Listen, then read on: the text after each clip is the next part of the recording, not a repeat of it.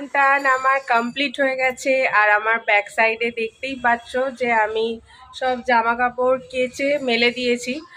শীতকাল ছিল, এতদিন রোদ্দুর ছিল বলে ওই জন্য কমফর্টের দরকার ছিল না, বাট আজকে একটু কমফর্ট দিতে হয়েছে। আদারওয়াইজ এরকম আর কি স্যাঁতস্যাঁতে টাইপের ওয়েদারে যদি জামা কাপড়টা না শুকোয় তো এতদিন পরেই থাকবে। আর আমার মনটা এখানেই স্টাক হয়ে থাকে, তার কারণটা কি দেখাচ্ছে। এই যে দেখো, আমার মন এখানে আটকে থাকার কারণ দেখো, এই দেখো। কিন্তু না, আমার এখন এখানে দাঁড়িয়ে থাকলে চলবে না, আমাকে এখন রান্না বান্না করতে হবে। আর আমার যেন চোখের এই কোনটা না কেটে গেছে, মানে ছুলে টাইপের গেছে, কি করে গেছে আমি বলতে পারবো না।